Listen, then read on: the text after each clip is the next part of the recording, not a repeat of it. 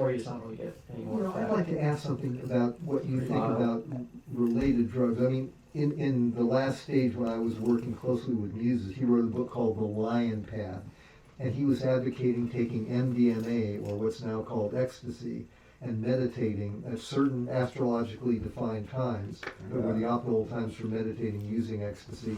And he felt that it related to ancient Egyptian traditions that used the khat plant, which is all over Yemen, and used the khat plant to derive a biochemical that's very similar to ecstasy or MDMA, and it was used in Egyptian, enlightenment rituals to achieve contact with the divine. Didn't you think that there were like places on the earth too that had specific like vortexes that if you're at the right spot that you would like He had go some through of a that. Stargate or something? He got some pretty far stuff. He had some of that, yeah, but a lot of it was timing. It was more with him timing than placing. Yeah.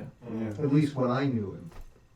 I kind of went away when he got into the drugs. So they're astrologically defined times or astronomically? Yes. Astrologically. I mean, he was deep into astrology, and he gave charts about when you should use MDMA to meditate. It was very timing specified. Well, I have a whole mythology connected with, I think, kind of similar to Dune, where I think that the way that drugs are, psychedelic drugs in particular, are used in the cosmos. So, how much you want to know that, but like, Sure. But I mean, I'm wondering I wonder if anybody here has any knowledge of ecstasy or thinks it's I'm pretty against drugs, so I don't know. Is it a spiritual drug like Muses thought it was? I think it's psychedelic. Yeah, it's like any other one. I mean, they're more or less different qualities. LSD is much more cerebral. Mushrooms are much more like earthy. MDMA is much more interpersonal. They all have different qualities, but the factor, the reason that makes me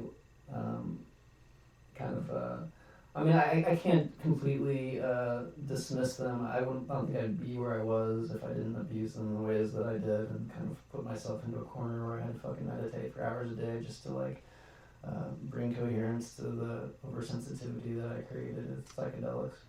But it does often lead to oversensitivity, which most people don't handle very well, and I know a lot of people that I was friends with it didn't have a great effect on. But, a lot of people use it and it has a moderate effect on their life, sometimes for the good, sometimes. But you don't know of anybody who's become enlightened through the use of MDMA. I know people, not through MDMA, I mean, I know people can, I've definitely had transformative experiences with drugs. I'm like, alright. I mean, schizophrenic. Yeah, some people go schizophrenic. For me, I didn't really ever have a bad trip. I actually just opened me up to the universe, and maybe it really motivated me to like wow, I want to actually do this for real. My friends are like, but for me, it's kind of, unless you're really like meant to do that or really like have a lot of will and discipline, you tend to, because you're shown what the world would be like if you meditated for all day, every day for 20 years. Like, how many people are actually going to do that? Or most people not, so then they just come back down and like, oh, well, now I got to live the rest of my life like this. And you can't really keep doing it. You don't really get the same effects, and so it eventually gets old. And so. But you are kind of looking for the best spice, another drug that would be facilitative of enlightenment, like in the Dune. So in my mind, that's black. It's the black magic tradition, and so I think that there's different ways of creating coherence. Okay. And so one is by creating a lockstep phase discipline where everything is vibrating at once, and you can have collective consciousness like that too. So if you take LSD, for instance, if we all took LSD, it's really easy to feel a kind of collective consciousness. At least I will feel, and a lot of people get this experience, that you can sense what other people are thinking or hear what they're thinking. Oh, yeah. Because you're all vibrating. It's almost, there's a real like, what physicists call resonance, maybe. Very much resonance, and especially with LSD, if it's the exact same LSD, it's even more, it's almost like a carrier wave, right? You're all plugging into the same carrier wave, and so you can all hear, you're all like using the same channel, right? Mm-hmm. And so what some of the esotericists nowadays talk about is that, well, when certain alien species you start using technology to achieve coherence, they get really psychic, but they also get really predatory too, because then they become insular, and they have to like go out and conquer other races in order to Like the founders in Deep Space Nine. kind of right. They have a harder time embedding in longer wave cycles, and so they're really coherent within a narrow spectrum. But they're creating it through technology, and it's all insular. Within the Great Link, they're all joined together in almost kind of a collective That's consciousness. totally, yeah. But everybody else, they're paranoid about. Yeah. Exactly. And so it's a dangerous path. And so in the Western tradition, there's a lot of, it's called external alchemy. Doing it yourself is internal alchemy. Using external agents is called external alchemy. And is related to black magic. And drugs. And there's drugs, but there's also a whole metallic mineralogical element. And so there's all the platinum group metals have a state of matter where they can be they're called noble metals, for instance, because they can be turned into this unmetallic, unreactive. Gold especially is used because it gets turned into this white powder. You eat the white powder, and you get it has a kind of like psychedelic effect, especially at really. Or you can use fine it for levels. cold fusion. Yeah, like in India, drugs are Platinum. associated with like either the cults of like Shakti worship or Shiva. Yep. You know, like they're there for it's black magic. It's black magic, yeah.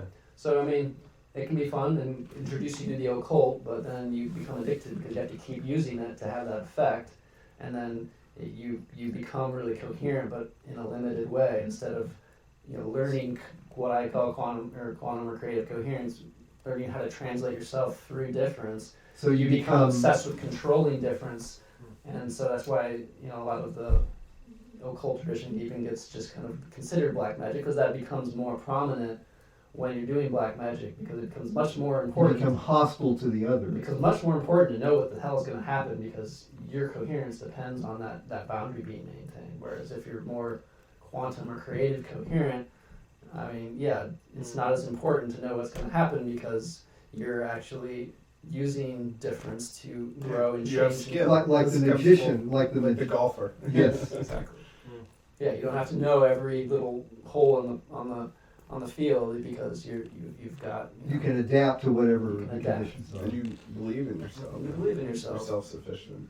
You know, as far as how the use of drugs, more and more over the years I've thought about. I think that the ancient cultures really just had it right. They figured it out a long time ago, which is, these things are, as far as I know, mostly used by shamans and otherwise just for like a vision quest, But not all the time. Exactly. No, it's to get your Rite of vision. passage. It's to get your vision of, the next world, and you bring that back to the tribe and you try to integrate it. And it doesn't become a chronic use kind of thing. Yeah, it'd be impractical as well, because people have to be hunting and doing stuff most of the time. Making things. They'd starve. Although I knew this guy who was supposedly in he was in, I don't know, the Marines, it's Black Ops, and he talks about he was in like the Cold War kind of spy stuff, cloak and dagger stuff, but he says that he would use acid all the time to give him an edge, and he said. Insane. He said, you can feel when somebody has a gun trained on you when you're on acid. Wow. It's like, that was some real black magic. That's, Well, if you're engaged in a war, that's the magic to have. Fine. Yeah. Because the other is hostile in that case. Yeah. but he also had the training in order to use his, super sensory powers, right? Like not anyone could do what he did and become a super warrior. No, but I mean, the LSD wasn't part of his, training. That was he- his But thing. the No, I training know, allowed him but to like he had the use- training in place. Yeah. Yeah. And then he Although did there were factions in the military that were doing that. But. Really? Well, I'm not surprised. I mean, well, after all, the experiments with LSD were part of a CIA project. Yeah, and there's even the declassified one about, and they made a Hollywood movie about it. Men who stare at goats, and they kind of made fun of it, but it's funny. Yeah, there were. It's come out that there were a lot of unwitting human Yeah. guinea pigs for LSD for the CIA. Some of them Yeah. died as a result. Yeah. Black magic galore. Seems like Muses was a little black magic-y though, wasn't Well, there were From what you aspects told me of of his personality. there were aspects of him that I would say where he was a con man.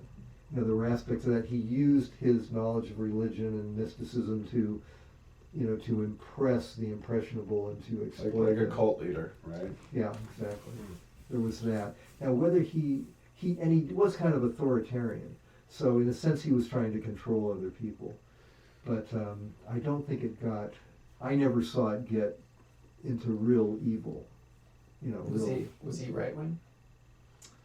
Well, he seemed to have a sympathy for fascism at times. So what is it with mystics and fascism? What do you think? I don't know. The cult leader. So there's an affinity for fascism I mean, Hitler evidently was kind of a raving I think, mystic, and so was. I think that maybe for some people when they tap into like those more, I know you don't like the idea, but archetypal planes, you know, and they maybe kind of view a hierarchy or a structure to the world. I mean, I think that's almost fundamental to the fascist worldview, which is like, no, there is a structure, and Yeah, it needs to metaphysics in a bottle. Like it's an easy answer to political discord. Okay, we'll just elect a fascist leader. Kill everybody who disagrees. Same for someone a would be cult member looking for a guru, looking for a shaman, that kind of thing. It's the same need, just on a mass scale for fascism. Certainty by belief in a certain person as being the ultimate. Yeah, exactly. The person, who's greater than you, but in whom you see yourself. Yes. That's Adorno's reading, right? or Spengler says when there's too much, I'm paraphrasing, when there's too much political chaos and corruption, people want a strong man to just clean it up and Yeah. things right. Yeah, exactly. The Russian That's people part of seem it, to be that's stuck part of there it, to yeah. some degree for a long time. Some cultures are more stuck in that mode than others. But yeah, If you're talking about Putin, well, I'm just talking about this strongman leader kind of thing that seems to appeal to the Russian phenome, going back to the czars, if not earlier. I think they also look at the West and they see that the chaos that we have has just created a different kind of authoritarianism anyway, and so Might as well have the real Part of it, thing yeah. rather than some I know some hyper-sophisticated kind of bureaucracy. quasi-fascists, and I know a lot of people that are in conspiracy theory or lean that way, and or they wouldn't call themselves that, but there's definitely a lot of those same psychological qualities. And it's a shame because I feel like we need to bridge the gap with the occult and metaphysics to kind of make it more democratic. We definitely need to get to more democracy somehow. And what I've noticed, I came of age, came into majority during the 60s. And there was much more freedom, free thinking, creativity. It was more Dionysian, but it was also more creative and experimental and open. And all that was shut down after the Kennedys were murdered and this coup d'etat happened. And it's been downhill since then. Now Trump is kind of a counter to that, but he himself is an authoritarian, so it's complicated. Well, so if he's a counter in some way, how do we get to the point from him to where we have more democracy? Well, you can see what I had to say about that topic in great detail, and in the slide so I deck, don't want to and repeat in anything. in the slide deck and in the presentation on that. I saw some There's of a that. system called equitism that I'm proposing as Right. a new constitutional basis for democracy, for political economic democracy. But that doesn't have to do with Trump, really. That's Well, it's a way. I think It's a- could be a way to get beyond both Trump and the Rockefellers. Yeah.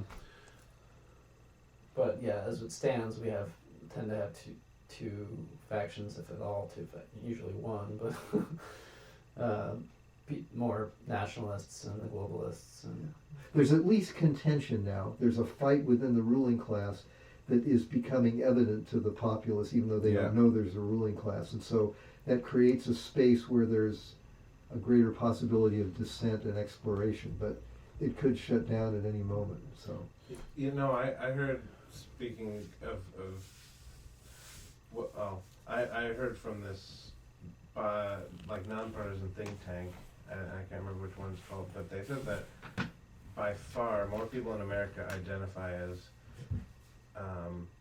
fiscally liberal and socially conservative than the other way around.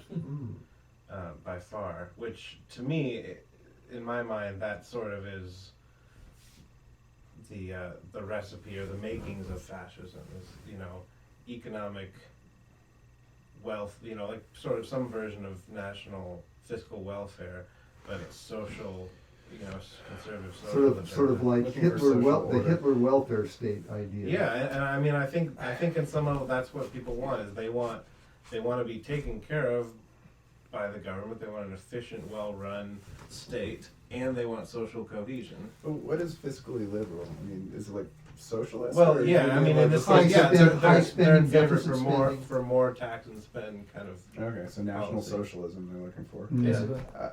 Yeah. And then it'll work, you got I'm a bit it. surprised because it seems to me a lot of people are socially liberal. That's In what, this part of the that's what world, you would yes. think. That's what you would think as far as the, you know, neoliberal. I mean, kind of- with you know, libertarians, like these are people who are fiscally, Yeah. but they're very. I mean, they want, you know, drugs to be legalized and so on. Yeah. They could care less what And they're people a are doing. minority. I- I mean, I- they're vociferous, but they're a But minority. I thought they were trending. I thought more and They more are pretty people are trendy, so becoming. I'd be interested to see what they actually meant by Yeah. Yeah. socially conservative. But if it's the way that you define it, then that could go hand in hand with being for drug legalization. It could. And It things could. like It that. depends Just how you wanting define these social terms, order, yeah. but not wanting. I don't know. These Mm. terms are rather nebulous. Yeah, well, that's interesting. That's true. Yeah. I don't know, the kind of people I'm thinking they meant, I could be wrong, are like Christian conservatives, which a large part of the populace is, who don't want drugs and don't want open sexuality, but they may want Social Security and Medicare and all those things to stay. Probably. You know, the blue collar working class and But they also don't want socialism. Right? They want Yeah, but certain it's- programs that would suit them. Yeah, they don't. Well, they don't want want socialism it's fun. for people that they don't identify with. Right, that just for themselves. It's like what Gore Vidal said about, you know, it's like capitalism for everyone else, but socialism for the rich. Right? Yeah, Gore Vidal is a very interesting intellectual voice. Yeah, that was one of his insights. Well, also I think things like drug legalization and same-sex marriage are now, I think, probably accepted by the majority of people who identify as conservative. You know. Even the Christians. Yeah, a lot of conservatives are okay with that stuff. But what Yeah. about Christian conservatives, who seem to be a big voting base? Yeah, well, they're you know, those are. I mean, they're an organized and motivated bloc, but a minority. a minority. They're very powerful though. And it's But getting just harder not to that even many. argue for that. I mean, Yeah. since everybody's on drugs anyway, the legal ones, then like, why these few that we throw everybody in some dungeon for? It's just, I If think anybody's the thinking about faction it, of the that ruling makes class that opposes Trump, or that Trump opposes, would like to keep us all drugged. I think they're promoting Yep. drug access. Well, I read something else too, you know, on that tip the other day that was saying like a lot of the people espousing drug legalization stuff are upper class, upper crust, you know, middle class, college educated people who don't actually experience any of the negative consequences of drugs. You know, for the most part, they're insulated Mhm. from it. So you know, that's another take on it. Yeah, there's something to that, I think. well, it's just the way that the prison system is dependent on that drug legalization. Yeah, I think anybody with any sense is realizing that that's ridiculous, but I don't know. I So could be if the wrong. vast majority of people is in favor of drug legalization, then what does it mean to be I think there's socially conservative? Anti-sex. Well, I don't. I mean, I mean, as far as this thing that I'm Everyone saying, watches porn as well, right? Yeah. Well, yeah, that, I mean, Well, and they that's hate the drugs biggest- and porn the is the biggest constant. They hate It's like- themselves for it. I think the libertarian ideology is more influential in the conservative movement than Really? I think so. There's also, definitely Christian people, but in the conservative movement, but I think a lot of Christians are also libertarian because they don't necessarily want everybody on drugs, but it's basically the intellectual stratum of the conservative populace. You may be right, but I haven't seen it. My dad's that way. My dad's. Is he a Christian kind of? Yeah, I think he called himself Christian, and he's not into drugs at all. Never done drugs in his life. But he wants them legalized. Yeah, because it just doesn't make sense. I mean, I think a lot of people too are realizing just live and let live, and it doesn't serve people. It's not something worthy putting everybody in jail of because they smoke a joint. Yeah. So, it's clear that everybody supports drug legalization. Everyone is. It's happening, so there not must everyone, be but I think I mean, which the means that the we majority. should be all doing them, right? Isn't that what that means? I mean, there's a bill in the Senate now to make marijuana nationally illegal for use. I think for a while the conservative movement was getting fueled by like pitting them against minorities and associating drugs with. That was the '90s. That was the '90s. Minorities. Mm-hmm. Now, like everybody's on pharmaceutical drugs. I mean, anybody that's thinking about it realizes there's not like that much difference. And so Joe Biden's still opposed to marijuana. I think for a long time, Republican Party was sort of playing like conservative Christian identity politics. Then I think that's fading away. That's fading away, and I think it now is. Now that most of the GOP is addicted to OxyContin. Right, and they're just like... And fascism's becoming, or fascistic kinds of thinking about social order is becoming more popular because I think it's a more perhaps realistic strategy of like why are we wasting, and this is even out of the libertarian mindset, right? This is my dad's thinking too. Why waste money housing all these, minority people sometimes, or poor people, degenerates in prison systems? Mm-hmm. We just need to keep them out in the first place, and have a social order where we're not going to throw everybody in jail for drugs. But if we get rid of a lot of the bad people, they won't be doing. Get rid of them how? This isn't my dad anyway. But I'm just saying. I mean, how is your dad proposing to get rid of them? No, he's pretty strong on immigration, as you are. Like you're pretty right wing or pretty conservative on immigration. Well, I think it lowers wages to have massive illegal immigration. Yeah. And a lot of people that are more libertarian oriented, it's a money issue of like, will government spending on social programs for people that aren't productive or whatever, even though obviously a lot of them are doing a lot of the jobs and taking jobs. Exactly. A lot of the people who immigrate are very busy working and being productive. But I think the Christian movement is supporting Trump because he's giving them so much that he wants, but he's so obviously an immoral, in their eyes, pseudo-Christian hypocrite that I think it's weakening the Christian faction because they want to support Trump, and he's such a bad Christian or a fake Christian, and yet they have to support him. He's a vessel of God, so there's no contradiction. Like they'll support him as long as he's serving their ends. Yeah, right. So he's not weakening them at all. Well, I don't know. I think it is weakening them because they're being hypocrites. But that's what I'm saying. It's like they can justify it. They can always justify it. Yeah, they can justify it, but it's it kind of ideological veil. It kind of weakens the purity that they had at one point. When? Oh, in the 70s and 80s, I guess, and the 90s.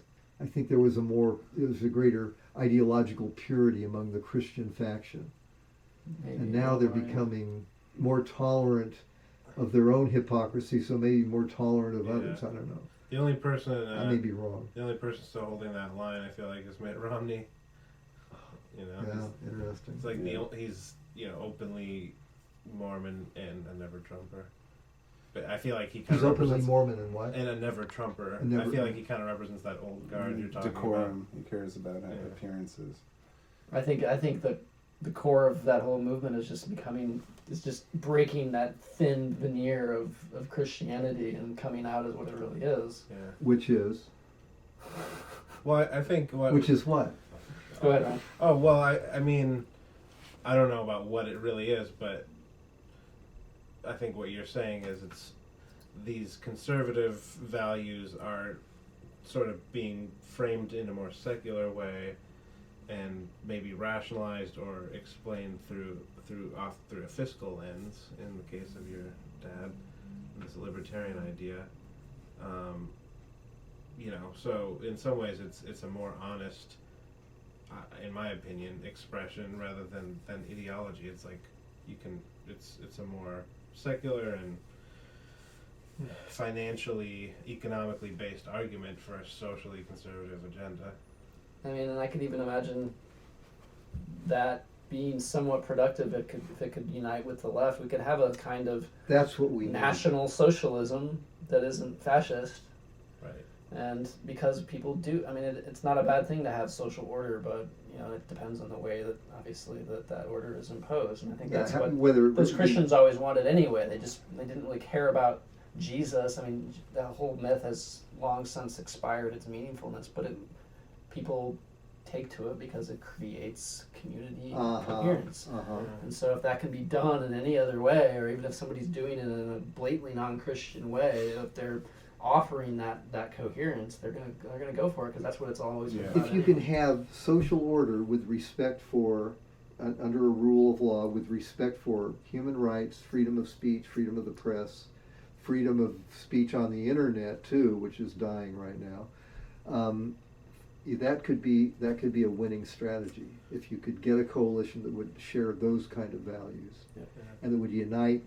I mean, the divide and conquer is key to the rule of the ruling class. So if you could overcome that divide and conquer and get that coalition built, that could do a lot to make life a lot better for a lot of people. All of those things you name are good things, but hard to do. Hard to do. With I think this division that we have. Yeah. I think that this America, this formerly great America that some people are referring to, I think Christianity was this vehicle for social cohesion in post-war America.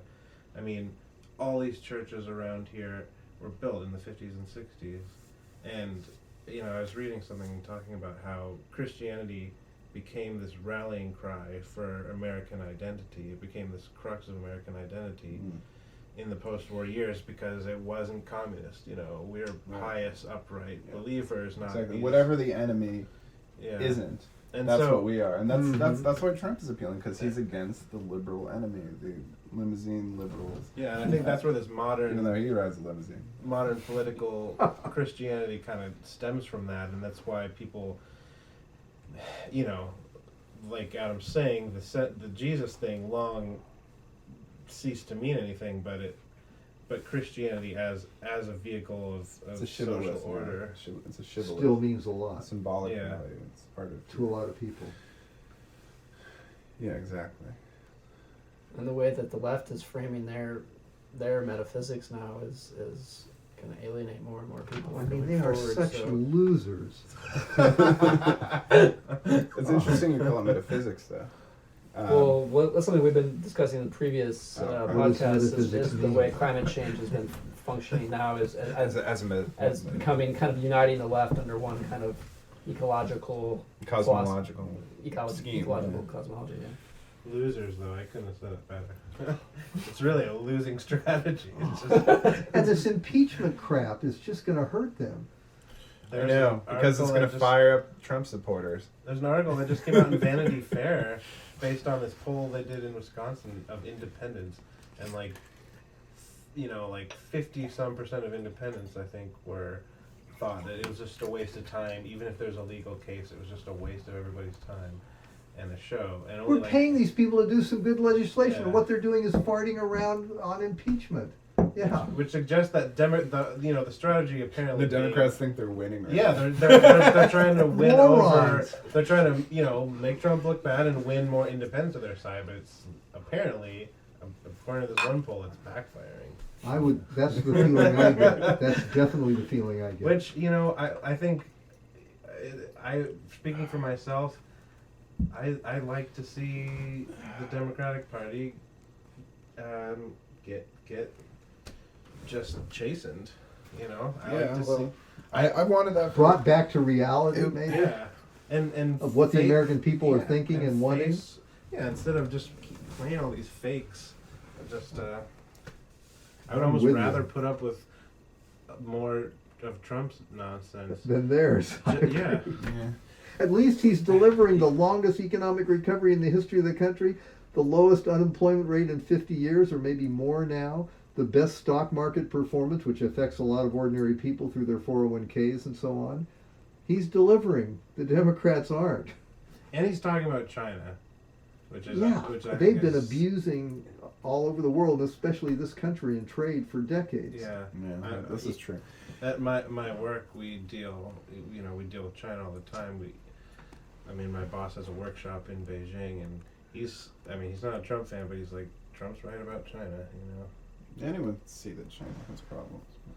But it's been as part of the Washington consensus, foreign policy consensus.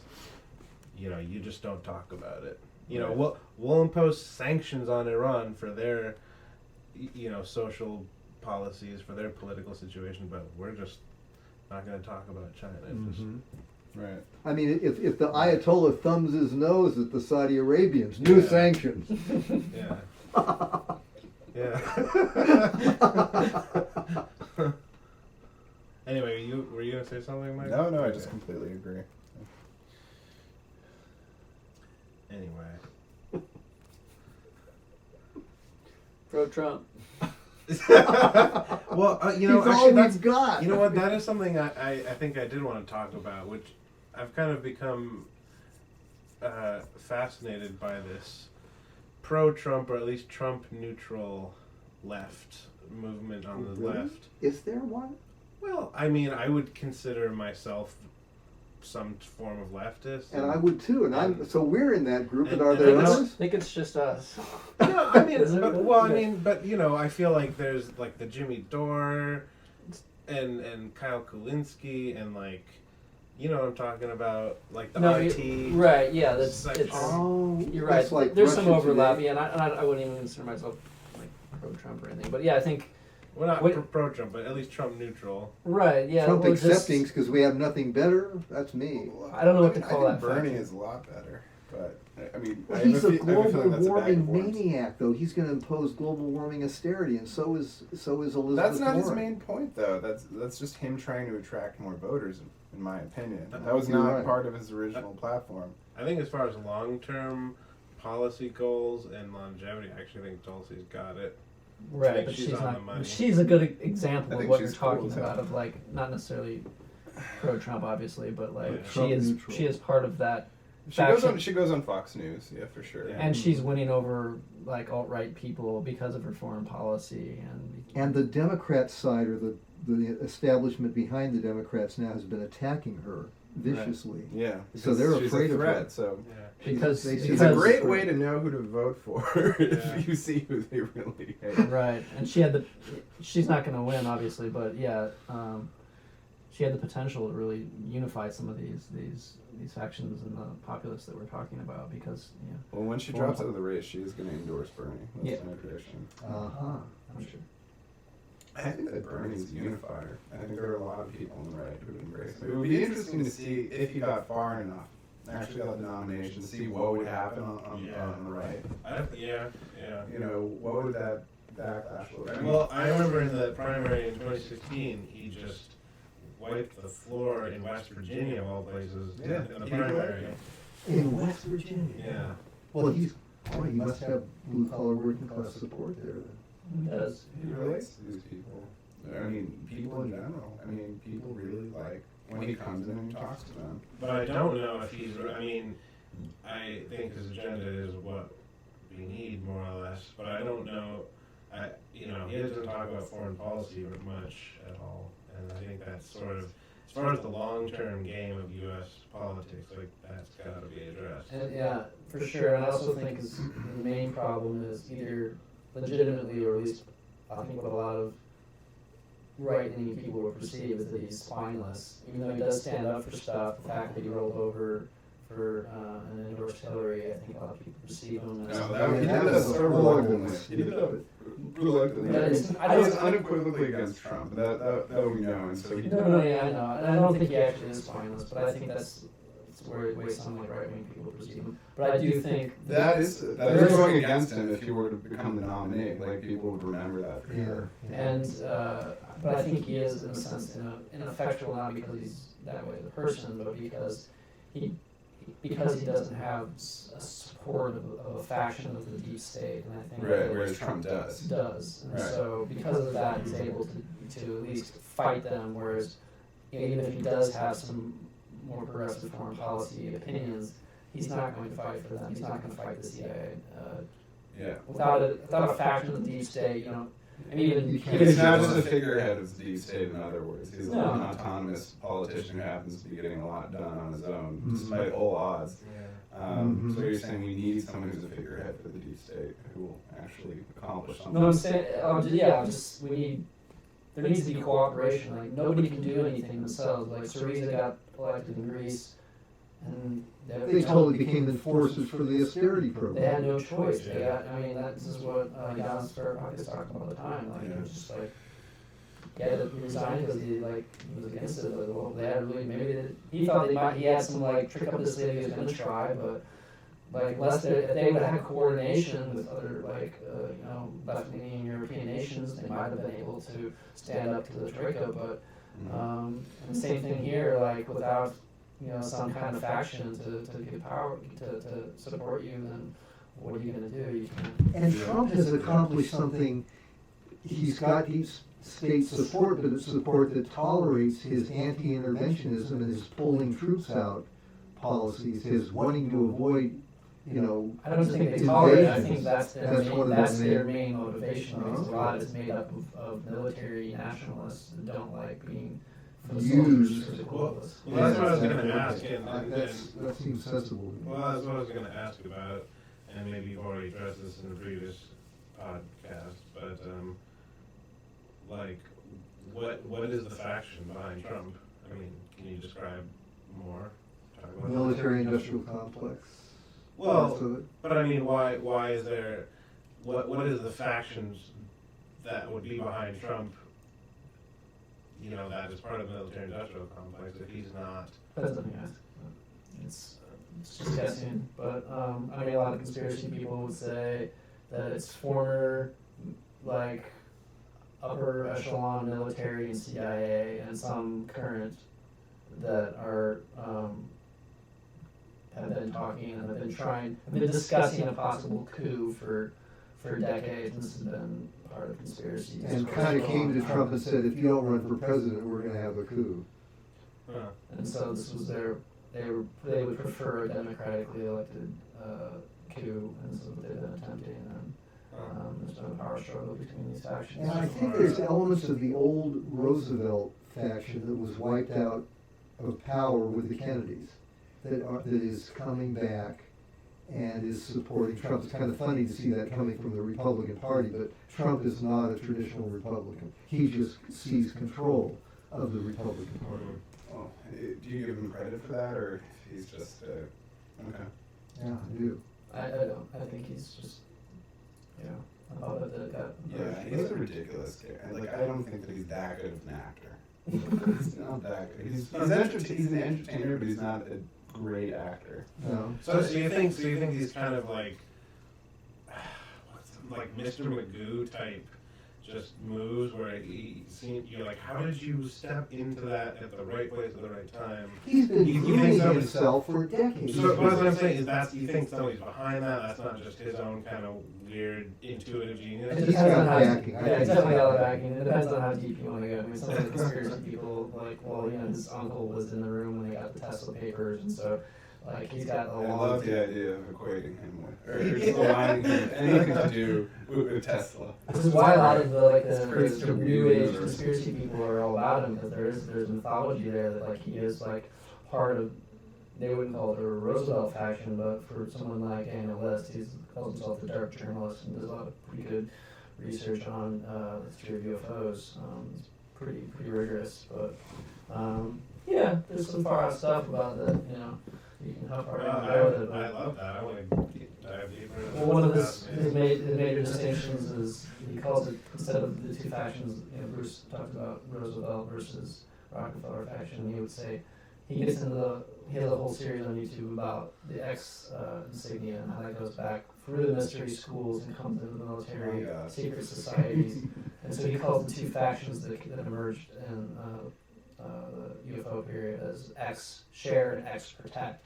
That so Kennedy was, and so he does a lot. He's done a lot of great work on, and he actually has some one of the Watergate lawyers told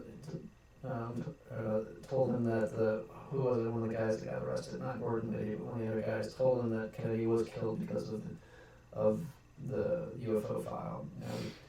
And Kennedy's association with some of his mentors in the deep state is well documented.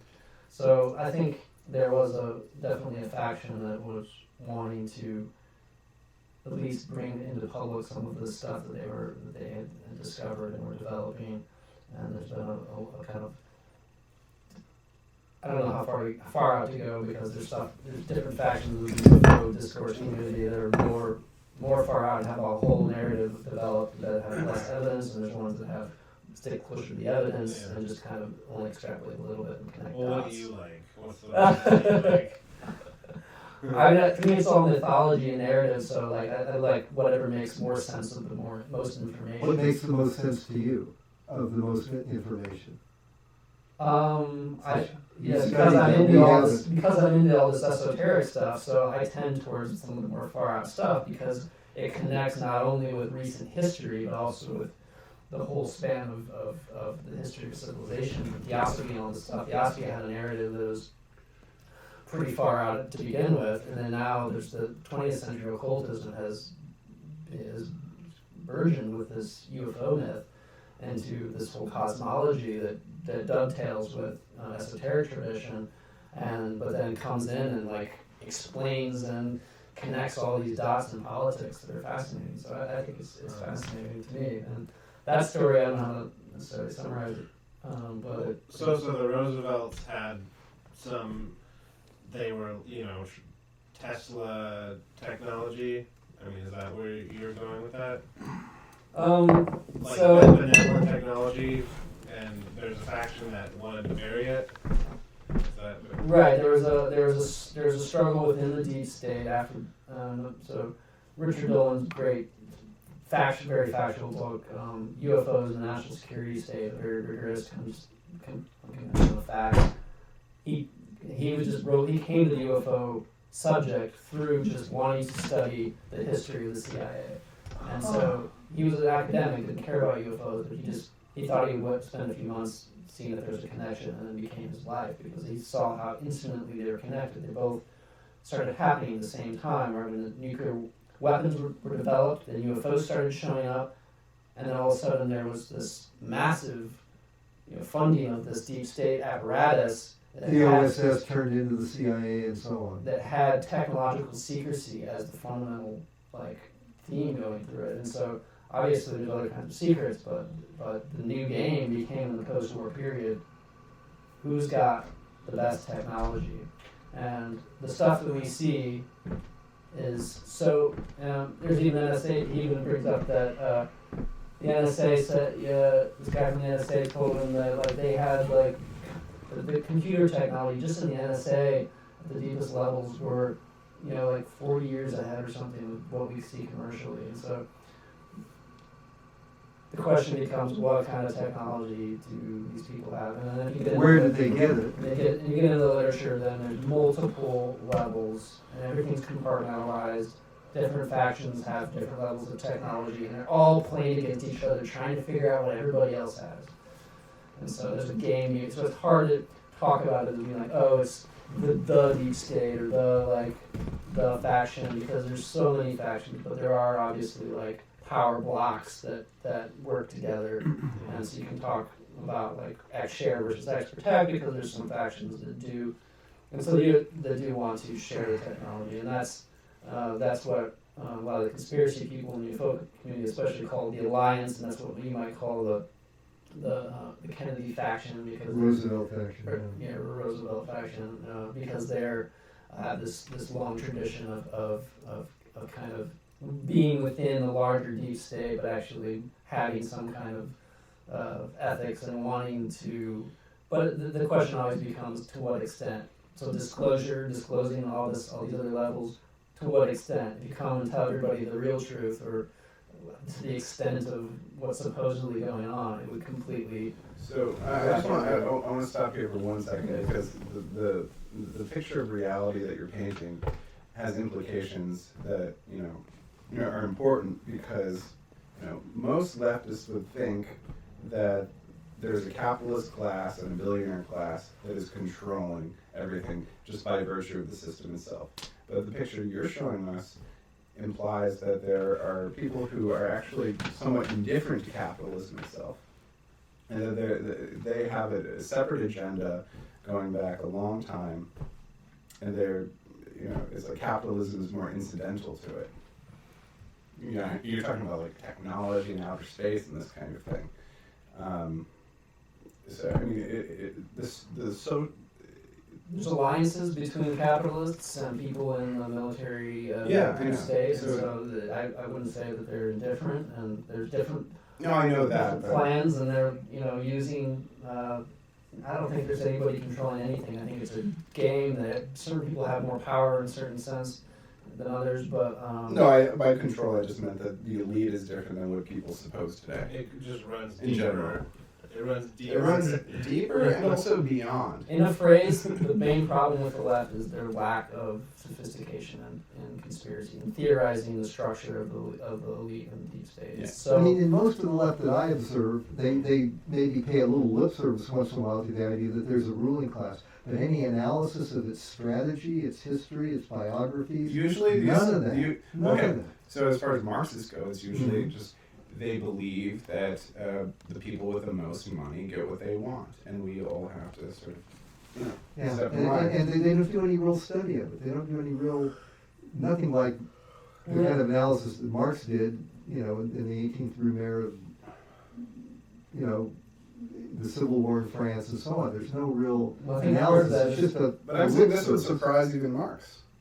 Well, this depiction of reality would surprise. What Adam's talking about would certainly surprise. Yeah, that's what I'm saying. but I think one of the reasons I think there is a lot of Marxist analysis on of the structure of the elite and their working in the economy, because that's something that's visible and trackable and has data. But I don't see much these days. I did see it in the past. I gave that Catalyst periodical. I think they do some good, like. It's pretty thin, pretty weak, pretty. In any case, the stuff that we're talking about is hidden. Yeah. So it's not. But capitalism is not running the show in this picture of reality that you're giving us. I think it's a huge factor. It's a factor, but it's not running the show. Is I what don't I'm think, saying. again, not I'm not determining saying the- it's not determining nobody's the running the social show. There's Yeah. just all. But for factors. what I'm saying though is, for Marx, this is capitalism that defines how social relations are. Yes. And in this case, there's something else going on that Marxism could not explain. Sure. I mean, I think there's all kinds of factors that are going. I mean, astrological factors that are going on. I think that there's. But I mean politically. I'm saying politically. I'm not talking about the heavens. Because I think they're important because I think at the top levels of these game, that is the game. They want to know what the hell is about to happen. What's going to happen? What are the factors? How can we? Again, if you're trying to control everything, if you do want to beat Black everybody magic. else, you got to get into black magic, and they did. And there's evidence that The only previous personal encounter I've had with this, the only personal encounter in my lifetime that I've had with this kind of material is that Muses told me that he mounted an expedition to Egypt looking for artifacts that would prove the existence of Atlantis. And he was arrested by the Egyptian secret police and put in prison. And he said there was a teacher that came to him in kind of a flying saucer or some kind of a very advanced device that was from another dimension, or maybe it was from another planet. It wasn't quite clear. No, in the prison, this guru came and taught him, and even this guru did something that created his mathematical that heightened his mathematical capability. So a while he was UFO in appeared prison, I don't understand. within an Egyptian prison. So he saw the craft outside. Yeah, and he died. He was studying with this guru who came to him in that way. But it may have been an interdimensional ship rather than a Right. spaceship. Well, they all, His yeah. description wasn't completely clear, but he talked about how this guru had done something that turned on his mathematical intuition and that led to the hypernumbers That's result. awesome. Strange. He was already a good mathematician. He had a PhD, but it was in comparative religion. Okay, He didn't study mathematics Wow, until okay. after that. I see. Yeah. So I don't know. I mean, it seems like a strange and incredible story, but Yeah. that's the only indirect encounter I've had with UFOs. As an aside, I just want to remark on this phenomenon whereby people in the sort of New Age community who are career coaches refer to receiving downloads. Like Yes, I just yes. down. I mean, Yeah. so what Muses had was a download. It was some kind New of software. Shakti pot. I mean, he didn't call it that, but this guru somehow gave him some kind of Shakti pot that opened his mathematical capabilities. And people also talk about a Kundalini awakening, which you may. Oh, yes. Ramanujan's mathematical capabilities came about the same way. Who? Is that not how you say his name? The Indian guy? Oh, Ramanujan. Ramanujan, yeah. Okay, yeah, I'm not sure how to pronounce it either. So he stated that at some point. I never heard that. One of the Indian goddesses, I forget which one, like, Oh, yeah, that's right. Of course, yeah. He did talk about this goddess that he worshipped. That came to him and like touched his tongue or something like that. And Yeah. Interesting. and he certainly had extraordinary mathematical. That's probably some, Just any type of like strong. I He does argue, like he any does type of like strong, slap women. competent, independent. masculine assertion. Masculine assertion is viewed with suspicion, if not contempt. Women still like it a lot. I mean, yeah, That's the funny thing. That is the funny We thing. should They'll- still be filming. the word of mouth is no, but boy, when you get to reality, there's something else going Theoretically, on. they don't want it, but deep down, we all know they really want it. I mean, not in an oppressive way, but I mean, But we were talking about. Talking about our fathers, her father and my father, and maybe any other people here can relate. Like, my dad, his sense of manhood was largely his identity, his masculine identity was being the provider. yes. And he really worked himself to the bone. Mhm. He does. I mean, So he what still kind of does. man am I if I'm not providing? So yeah, and in Be this deadly for sure. yeah, in this economy, in this That's gone because the women Situation. can work and make a lot of money too. no, I mean, there's more competition in that regard. There's just And that is a threat to a lot of men's ego. So if women can do this better, I would say that for the majority of people, women do slightly better, right?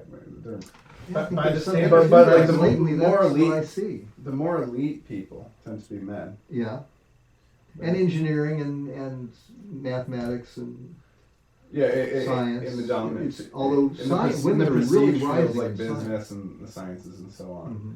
But women for are most rising in people, science. women are providers. They're doing better than men, right? And this is what Jordan Peterson is always saying. Like, women are doing better than men right now, and men are in a terrible position. So, all right, so I can see how this is damaging to the masculine ego. But it's a But false so I agree ego. with you. Men need to therefore have more imagination about Yeah, what they are and what they're meant to do and what's important. and how they can be of value. But, other but, than- but for me, it's like if they can't do that on their own, then they're just terrible men. Well, But women needed help getting to that point. You could have said the same thing about women in the 50s. women are different.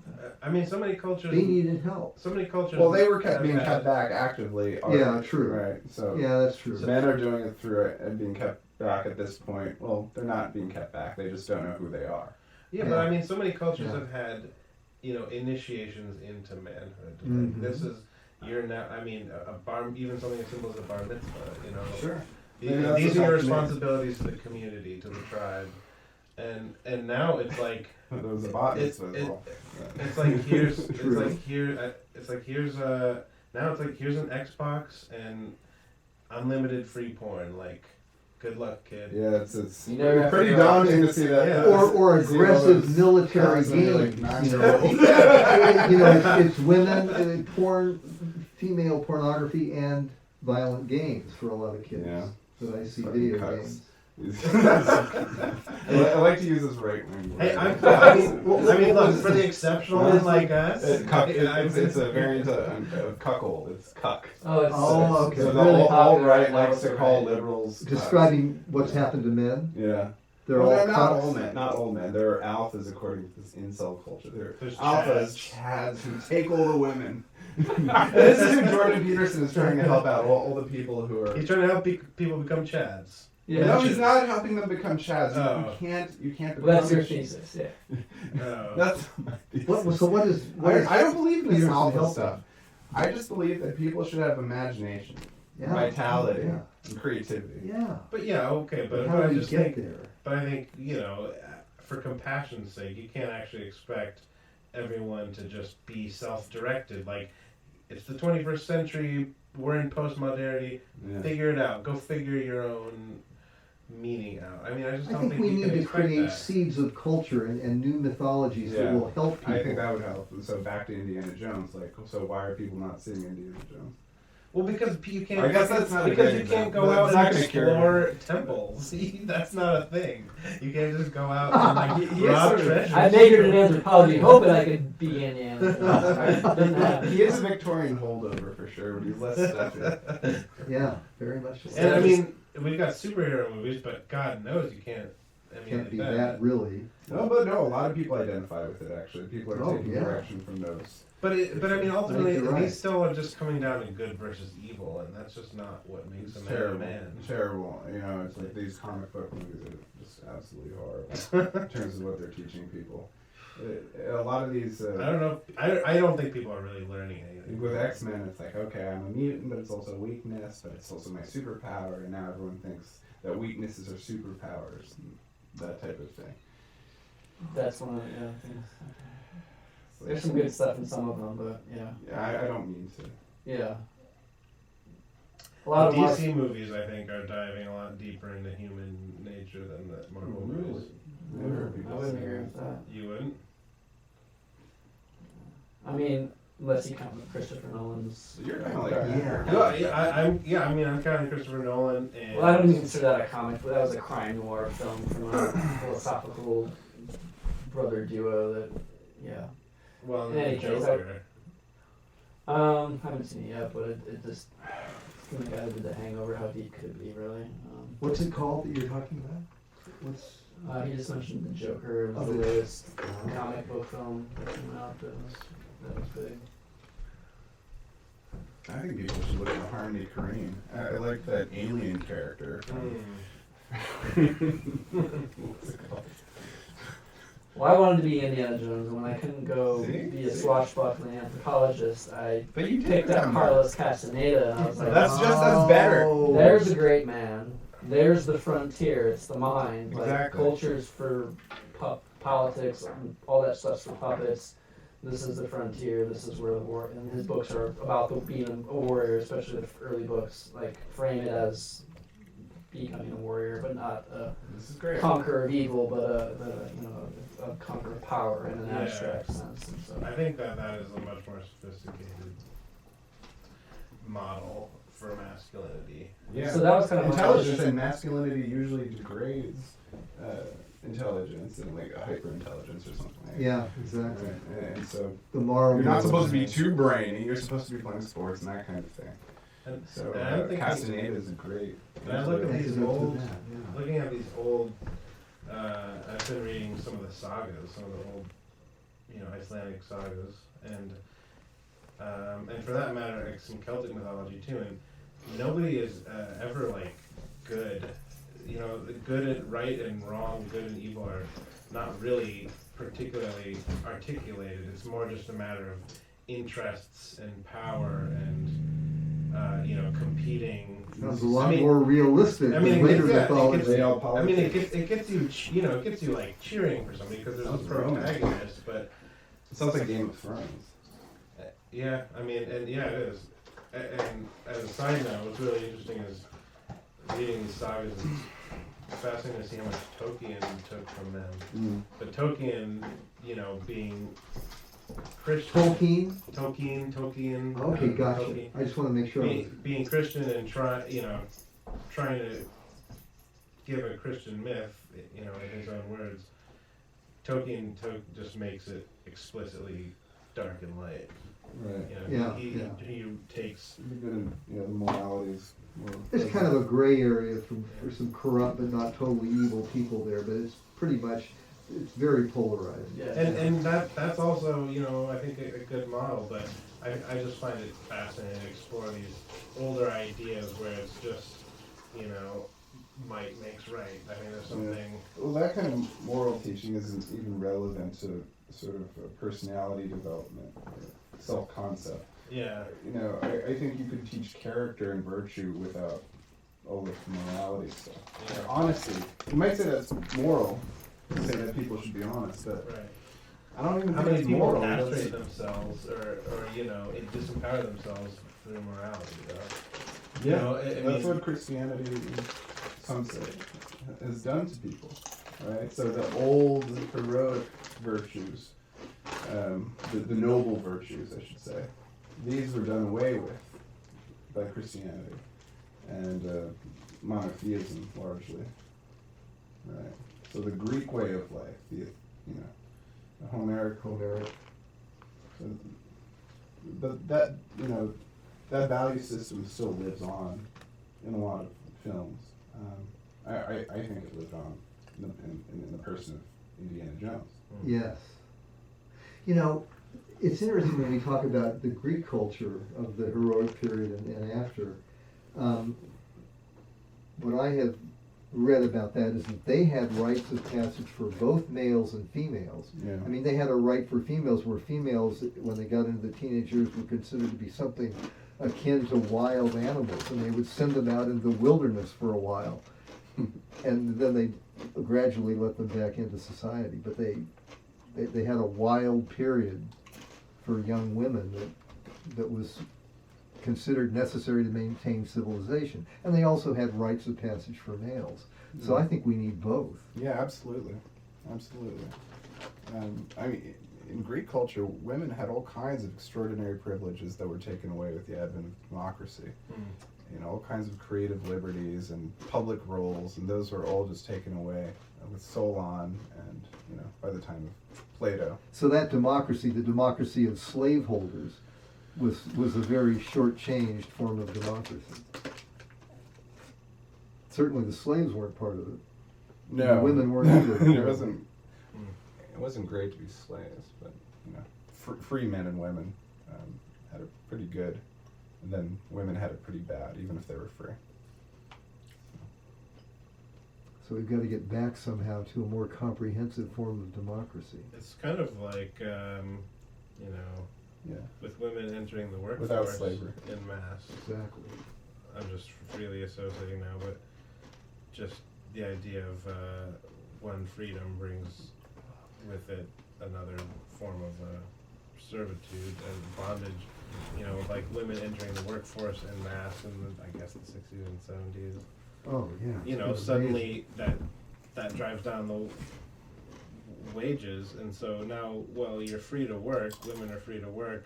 But they're getting paid less than they would be if they were They're at the getting paid wage less. level of men before they came in. And now you just, you pay for technology or other people to do the domestic affairs. I'm hoping the labor shortage will cure some of our low wage or 50 years of declining wages. I mean, Is there a labor shortage? I believe there is developing in this country.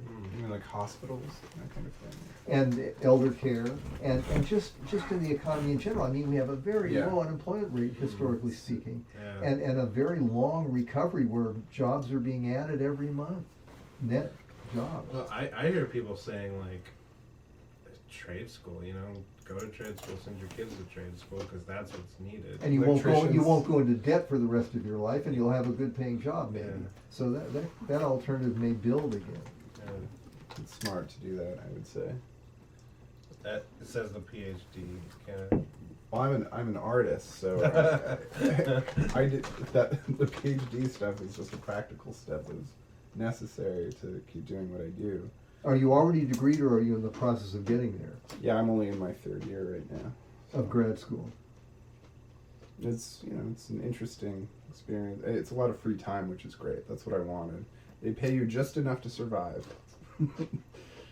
And don't you have to be a TA or Not a TA. an RA to get that stipend paid to you? Yeah, I teach composition, which isn't too bad actually. Yeah. Actually, it's a helpful thing to teach. I know, especially it's these rhetoric. days. You're teaching rhetoric, Yeah. how to argue. I'm not making people read Shakespeare, that kind of thing. I don't even want to teach People need to literature. learn how to write. They're too much into, texting gibberish. People have to learn how to write, how to talk, how to think. Yeah. Especially, think critically, and That's a big that's what deficit argumentative right now. writing's about. Yeah, rhetoric. No, it's not too bad. Just the constraints on what I'm allowed to study, kind of bad, or what's acceptable, because academia is doing very poorly at the moment. The humanities are not thriving. Engineering and the sciences, that's a different story. But yes, the humanities are being underfunded and denigrated. And Yeah, they serve no purpose. It's almost a pyramid scheme. Like no one's really going to the workforce unless they're becoming academics, right? So they're not preparing people for the world. And so, and probably students are drifting away from those paths because they don't lead to a job. yeah, so enrollment Except is an down, academic and enrollment is definitely down because it doesn't lead to a job. And so therefore the English department, my department says, okay, so how are we going to stay in business and attract more people? What are people into? Okay, people are into comic books right now. People are into popular culture. People are into social justice issues, right? And so that's how it's staying in business for the moment. Comic book, social justice. So they're adjusting the curriculum to feature those attractive subject matters. Wait, repeat that. Sorry, I was just. So they're adjusting the curriculum to be Yeah, attractive they're not. I mean, in they're not those subject adjusting. matter areas. They're evolving it or devolving it. Well, the canon, for instance, has been under fire for a long time, and I'm not going to say that the canon is perfect, but in order to be able to understand literature as a giant semiotic system, you have to know the canon.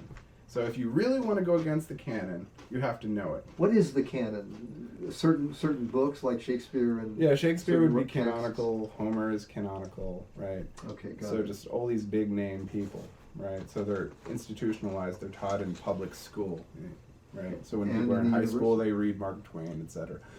Or historically, they've read Mark Twain, Catcher in the Rye. Everyone read, right? So all these canonical authors, well, a lot of them are white men, so that's a big problem, right? So one way of dealing with this issue is to introduce more women, more people of color, which is a good thing to do. But you don't need to efface the people who are already there unless there's a very good reason Let's to do be so. inclusive. Unless they really didn't deserve to be there. But you can't determine who really deserves to be there if there's no sort of standard of judgment, which we don't have anymore, because that's also considered passé and humanistic and the tool of the white man. So it's utterly chaotic. All standards of judgment. Aesthetic literary Aesthetic. judgment. Yeah. So it's all political, is what you're saying. Yeah, so aesthetic Yeah, it's judgment still a standard, but it's it's just an not- enlightenment, bourgeois construct, then we have to get rid of it. So what determines what should be taught? So you're living in this disintegrating humanistic tradition, and somehow you're surviving. Yeah, I'm a modernist, which means I studied early 20th century literature, mostly Anglophone in English. So that would include Herman Melville. No, he's 19th century. Oh, okay. But he's an interesting writer for sure. But I mean, I study other areas, but my area of specialization is modernism, and specifically poetry. Ah. And so that's not a popular... You can't do without it, though, because someone has to cover early 20th century. So you've got kind of a sinecure there to a degree. Yeah, they take like one or two people, usually one person every year in every department. So it's a sinecure, right? Well, a sinecure is you don't have to do anything, right? Yeah, so it's not quite, you have to work hard with teaching these undergraduates how to write, think, talk. Not that So it's not really a sinecure. But it has some employment security Yeah. for a while. But at the same time, modernism is trying to revise itself and say, well, okay, we're not about T.S. Eliot anymore, right? So he's an old white man, and he was a fascist, conservative. So how can we change the notion of modernism? My recommendation is, let's not call it modernism. Let's just do early 20th century literature. Just call it that. But everyone's so invested in the term modernism. So they're trying to be more inclusive. What does modernism encompass? All these other authors. So now the term is meaningless. You know, all of this conceptual play could be avoided if you just did without modernism. Just name it. Which for the period. modernists themselves didn't even use. That's just a term that was added on later by literary critics. So get rid of it, jettison it. It's no longer functional.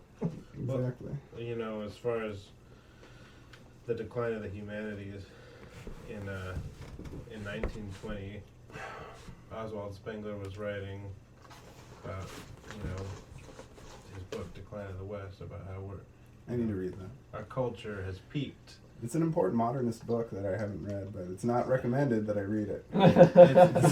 Is it considered racist or? Yeah, it has that Very connotation. conservative. But our culture has peaked. Yeah, it was an influence. It was a favorite of the Nazis, I believe. But our culture's peaked, and So was Nietzsche. Yeah. And he God. says- Oh. But he's not allowed. I mean, I wasn't.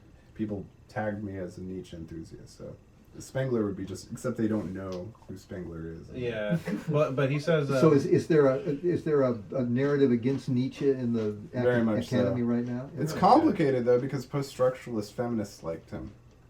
So, He said horrible things about women. I can't see how they can. He's joking. But so yeah, he's a complicated guy. So he says, cultures will just basically fabricate problems to solve once they've worked out the actual kind of essential character of a culture. It will just sort of recycle ideas and manufacture and basically kind of eat itself. And he's saying in 1920, he's like, people shouldn't really be studying the humanities because it's just, there's nothing left to solve. People didn't study the humanities for such a long time, and then they just started doing it. Well, I mean, he says, arts and culture and there's no point in even taking this on as a vocation. I mean, or a private vocation. I mean, his take is, as far as what somebody's going to pursue in the academy, it's in the academy. That's what I thought you meant. Yeah, I agree. I don't. No, I would love. I can't be on film saying this, but I would love to see the humanities completely fold. Then something would happen in culture, independent of the academy. What? I want to see it Fold. fold. Fold. Yeah, I want to see them topple. Yeah. the humanities. Well, I mean, at this point, you could say it's become corrupt enough that Yeah. it should. But I mean, I guess the canon, it's really too late to salvage the canon. And anyway, what does it mean to people in their daily? Yeah, most people don't care about it anyway. So, but people would start to care about it if it was not. Well, if literary studies was not a thing. If people weren't forced to read literature in high school, I guarantee you people would gravitate towards literature again. Yeah. I mean, it's kind of like what attracted me towards what I do in music, which is like historical performance, which isn't, in the main conservatory you have a canonic way of playing, you have a canon of literature that you play, etc., etc. But the historical performance is, it's still within the continuum of the Western tradition, but it's not. It's not. There's a certain. I mean, I can go on the history of why there's a sort of discontinuity, but point being that it's all based on going back to the primary sources and ascertaining. No one can tell you what historical. I mean, now it's becoming codified, but you understand what I'm saying. And so it's basically it's like it's a part of Western culture, but I mean, as far as I'm concerned, it's the same part of it piques the same part of my curiosity that like just world music does, or Yeah. Chinese art. Yeah, I mean, I'm the same way. What I like about modernism is that it was just so all-encompassing. It would look to the East, it would look to other periods in time. But as far as music goes, I've heard that music stays relevant to the extent that professional musicians look to certain pieces as a kind of way of learning how to play. So like you're not anybody unless you've played this piece, and this is how music stays relevant. Yeah, well, it stays relevant, I think. Like for instance, Bach. Why do we care about Bach still? It's because people have to learn it, and there's still an interest in learning Bach, and he gives people a certain skill set that they otherwise would not get. Right, so it's part of the apprenticeship of becoming a professional musician. Whereas in literary studies, like, great literature tends to help actual writers rather than historians and critics. Right, so practicing writers. I've noticed something that's very Spenglerian in the way you've been talking about it in recent movies, not in the streaming video realm, where there's been some real innovation, I think.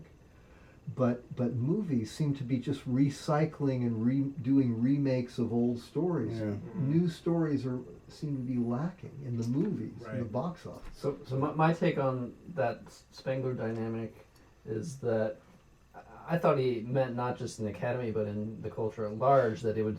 I think he didn't even say like it was pointless to be a poet in the. Yeah, He says he that might as have- well. he might have gone Well, that that's far, that's yeah. actually what Hegel said too. Because That art has sort of reached its right, and so he says you might as well become an engineer or a politician. Like all the practical fields are what dominate in the later phases, and so. But I tend to see cultural cycles as part of a larger cycle, and I think that they can that the actual that there's technology plays a role in this evolution of civilization itself, as where he says civilization is just the declining phase of a culture. I think there's another arc of civilization progressing, which depends on technology, and so those declining phases that he calls a decline, are where the arts become codified. Residual. But then you also get all this culture. innovation in technology, but that innovation in technology That's the emergent. leads to new art forms, new media that then the culture. Ah. So a film, I think. So there's always a need for art, right? But the technology is what people are attracted to. No one's creating new art, but there's still this need, this public need. Well, I think the art, the same myths get new life in the new medium, and so it extends the life of the culture. But then you can get new innovations on those myths, because the whole point in civilization is to actually not go through another death and rebirth like culture does, because culture is tied to geographic, idiosyncratic cultural codes. Civilization is the attempt to try to escape velocity, that gravity, into something sustainable. And technology helps do that by creating new mediums that allow for the semiotics of the culture to transcribe themselves into it and gain new life by that transcription into a new medium. Right. So I mean that makes sense.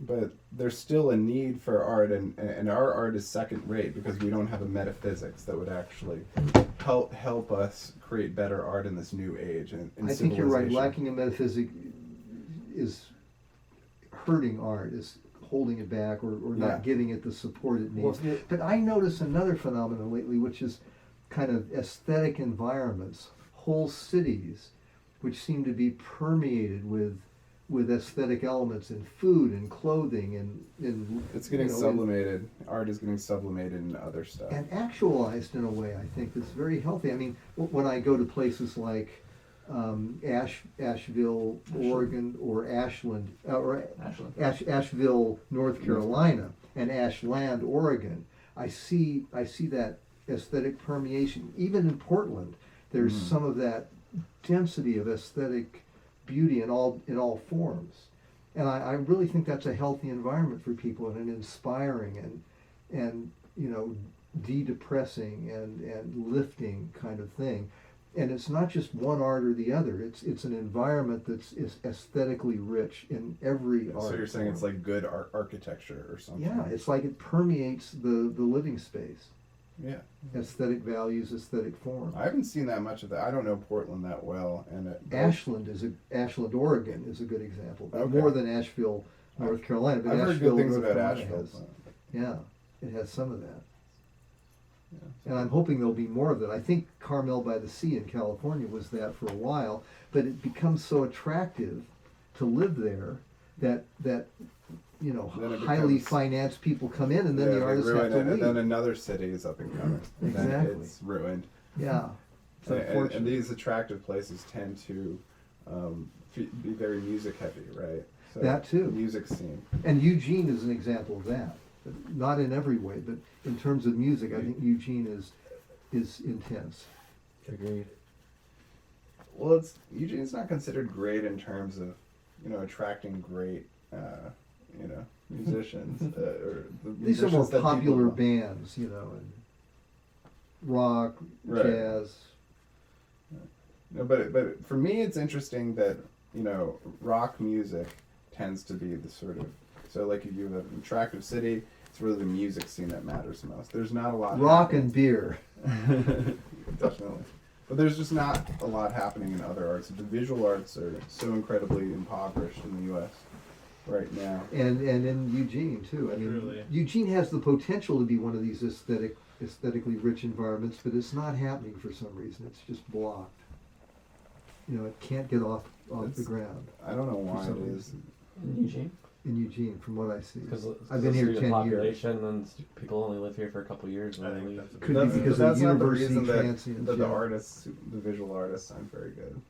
The real reason is that there's not a lot of discipline, in this kind of in the lifestyle that thrives. That could be it. Yeah, the lack of discipline. here. Also, just a disregard of. I mean, people are in general poorly educated. Education. Despite the university presence. The university is terrible for encouraging cultivation of any kind. It ruins people's minds. But the old aristocratic education where people are just become, very well rounded and exposed to a lot of different styles and thoughts. Yeah, the With European. a critical sense. In Eugene, people think anything they paint is good. Well, this is Have you seen? part of the new age. The problem with the new age. And Right. the new Have you seen Art Beat on PBS? That makes your point very evident. I didn't. No, what do they say? Well, they show various artists all over Oregon.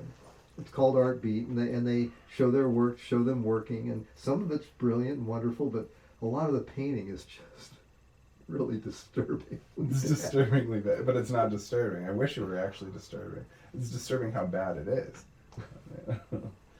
Well, when you don't have standards, it's hard to really Exactly. So it's not just the university that doesn't have standards. We don't say stuff is beautiful or good anymore. When it comes to art, we say that's interesting, rather than good. Or Well, beautiful. if it's really good, we might say that, but Yeah, real people we're not say going to that. say it's bad. Everything's just interesting, so that saves you from I having mean- to commit to any kind of value judgment. We're so decadent now that the most educated people are afraid to say that's good or beautiful. Real people will say that's good. Or even that's beautiful. Yeah. The uneducated will say that, but the educated people are afraid of being piled upon by critics of their particular standards. They're imperialist or white male or whatever. It's terrible. I mean, the most Philistine today are the most educated, in my opinion. And this is why Trump won. I will attribute one reason. It's just because, Liberals are funny. yeah, Yeah. and they're full of shit and embarrassing. That's what people are sick of. We're a decadent culture right now where liberals are dominating. And so people are like, okay, we have to correct this. Yeah, there's a lot of that going on. Well, that's another thing Spengler talks about too. Is he talks about like the city-dwelling, head-bound intellectual versus the rural-dwelling, visceral Pagan. person of will. Yeah, pagan person of will, and he just says that culture starts out from the rural and moves to the urban and eventually becomes more intellectualized by, well, feckless feckless bourgeoisie. Mm-hmm.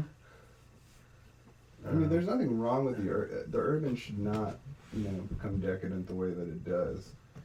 So, like, what caused that? Like, I like cosmopolitanism. I do I too. like cities. It's good, but like something always happens. Well, And I think it's bureaucracy that ruins everything. I mean, if you think about, though, like, too, a lot of these cities that attract great artists, these artists are coming from other places, and a lot of times they're coming from hardship. The best artists have always gone to Rome. Yeah, or Paris, or New York. Yeah, that's Yeah. Rome is. Okay, yeah. And so I think that's just where the consumers are, and that's where the money is for you as an artist. To Yeah. support the artist, yeah. It's not necessarily where it used to be that's where patronage was, and that's where you could actually network with other artists. I mean, that's really what, since Roman times, and like you need to be hooked in with everybody else, and you would need to get a patron, and you would need to be part of a coterie in order to do something new, right? Or otherwise you're a state poet, Yeah. which is what Virgil became, and that's very hard to become. But a lot of the greatest artists were just coterie artists within cities. That's what Baudelaire was, Yeah, I really, Salon artists are yeah, supported by. exactly. And so, I mean, I don't think cities have changed that much in thousands of years. No. I imagine in Babylonian times it was much the same way. In ancient Persia, poets would, I think in some ways it's because people do become removed in the urban environment. They become removed from, in some ways what made them human. The fields and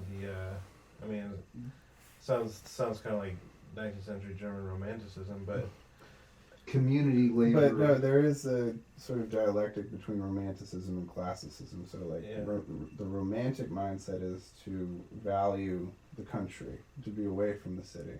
And the urban mindset is more classical, right? I think it's necessary to have both. Mm-hmm. yeah, no doubt.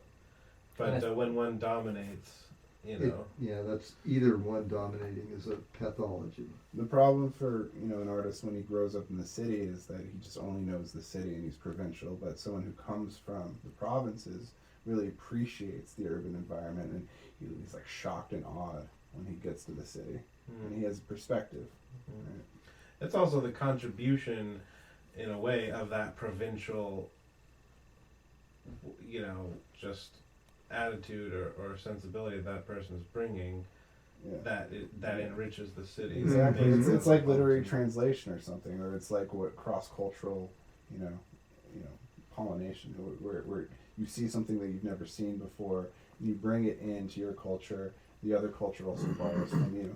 It's like it's back to what I was saying is that when you have this new medium or new contact between different cultures or Yeah, mediums, it's very that healthy. is this arc of civilization. Is that it Yeah, is that that's cosmopolitan. because that's how the way the whole universe works. Is every system needs a gradient of difference to fuel energy yeah, production. exactly. And so as soon as that gradient's spent, then there needs to be a new gradient. And so once we've created a world culture and everything is connected, and there's no the gradients that are developed aren't coming from. And the reason why Spengler, I think, is prizing the poet and the lyrical phase of the culture is because I think that is the youth of humanity, is that we're awed by some new medium or environment, and then later phase culture is much more reflexive and much more self-conscious and theoretical, and so it tends to be more heavy and ponderous.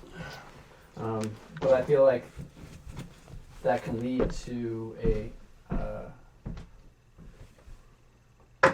cigarette break. No, I just need to stretch my legs.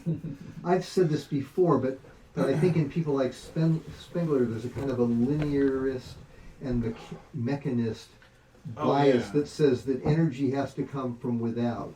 It has to be an external, formerly alien or foreign stimulus to get things going. But I see in all kinds of systems an immanent dynamic an internal dialectic that keeps them going.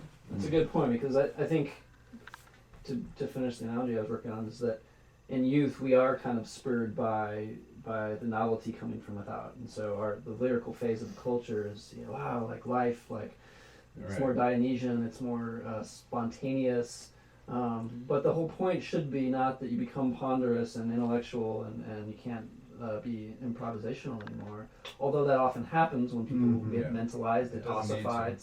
But there's a potential that, we could just become mature men and actually have a successful integration of the Apollonian and the Dionysian and the late and early phases of our life and And by culture. internalizing that duality, we generate energy We on an generate ongoing basis. within, and we can find new gradients in any situation and not be just so dependent on the external environment.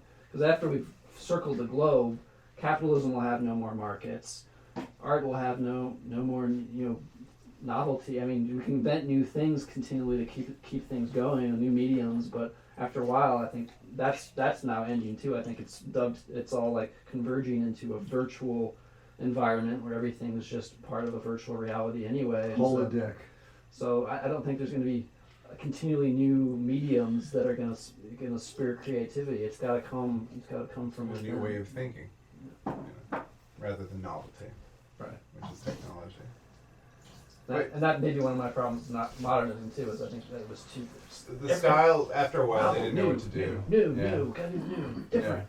Yeah. I like the period of modernism where not that much had already been done. Like Cezanne is not considered a modernist because he's pre-modernist, but he was right there at the cusp, and he influenced all of Cubism and so many writers, and he's an interesting modernist to me. Baudelaire is arguably a modernist, but yeah, it got really saturated with new styles, and it was just kind of what we're undergoing right now with new technologies, which is sort of what a style is. Yeah. Just technology. Right. You know what's fascinating is, if you, like, in some ways, Nazism and fascism is this almost like contradictory coalescence of like peak modernism and also just like backward-looking romanticism And military Romanticism. technology Well, I think that's where the modernism comes in. comes in. But there's also this element of progress, but it's progress by returning to the past. The Volk. Yeah, that's Yeah. folk. Das Volk. The past is important for sure. And, people have a great need for it right now, and it's because it's so repressed in culture. It's bringing about fascism. So there's a healthy way of salvaging the past or being in touch with the past, and then there's this kind of counterfeit ways where you create this myth, like this modern myth of who you are. It's narcissism. That's what people are doing right now. That's where white nationalism is coming from. Mm-hmm. They're LARPing.